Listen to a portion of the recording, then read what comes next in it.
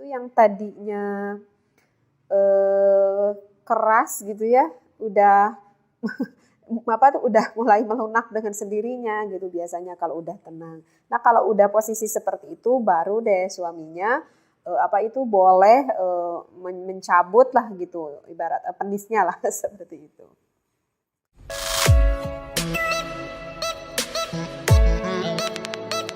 Alhamdulillah wassalatu wassalamu ala Rasulillah. Keterangan ini akan saya lanjutkan kembali baca ya. Sekarang yang akan saya terangkan ini adalah sekitar tentang Porefly dan juga nanti sampai beresnya sih ya.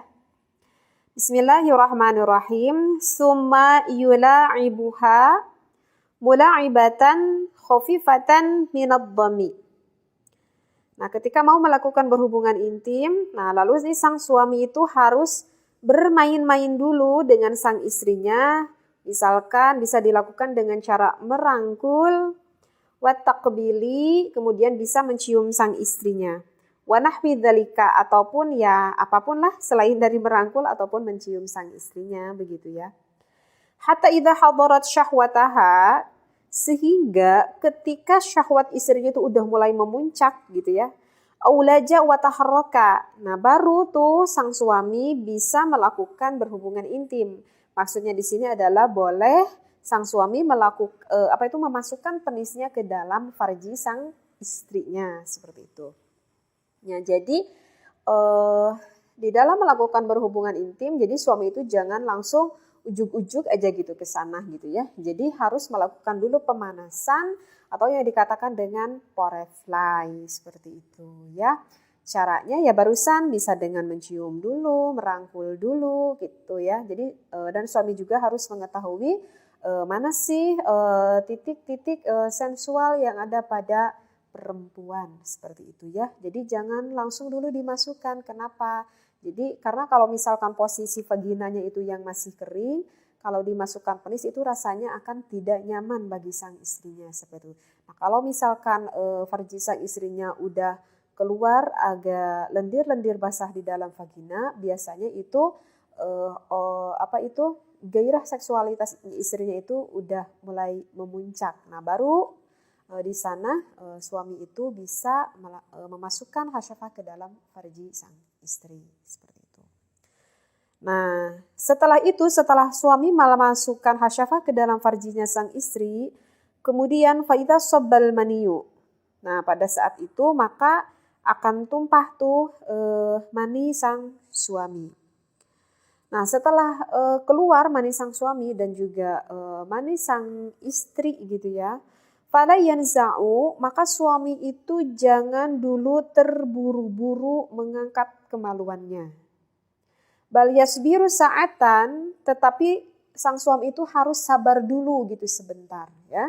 Jadi jangan udah keluar langsung segera dicabutnya. Tunggu dulu sebentar. Ma'adhanil jidilaha, caranya dengan apa? Caranya mendekap, kayak merangkul gitu ya, erat si istri itu dengan penuh rasa kasih sayang kepada si istrinya, seperti itu. Fa'idha sakana jismuhu, setelah tubuh suaminya itu udah udah mulai tenang gitu ya. Maaf sekali ya, dan biasanya kalau udah mulai tenang gitu ya suaminya, biasanya sih zakar suaminya ataupun penis suaminya itu yang tadinya keras gitu ya, udah udah mulai melunak dengan sendirinya gitu biasanya kalau udah tenang. Nah kalau udah posisi seperti itu baru deh suaminya boleh mencabut lah gitu, ibarat penisnya lah seperti itu. Sukunan aziman naza'a, maka suaminya itu baru boleh mengangkat kemaluannya. Tuh bahasa dikatakan seperti itu ya. Bahkan wa mala ala yaminihi hinan naz'i, dan setelah itu dia condongkan badannya itu ke arah kanan. Faqad dzakaru, sebab para ulama itu berkata anna dzalika mimma yakunu bihil waladu dzakaron. Nah, cara seperti ini bisa menyebabkan mempunyai anak laki-laki. Ini tipsnya ya. di pembahasan sebelumnya sih ini udah pernah saya terangkan ya kalau tips ingin punya anak laki-laki. Wayam sahani farjahuma, setelah itu baru keduanya antara suami dan istrinya itu harus mengusap kemaluannya itu masing-masing gitu ya. Bikhir qataini nadhifataini, dengan 2 tisu ataupun kain lah gitu ya yang bersih gitu. Jadi bagusnya itu selalu disediakan tisu gitu ya kalau di kamar kita gitu ya untuk mengelap itu. Lirajulin wahidatun, untuk suaminya 1, walir mar'atin untuk istri wahidatun, untuk istrinya juga sama 1.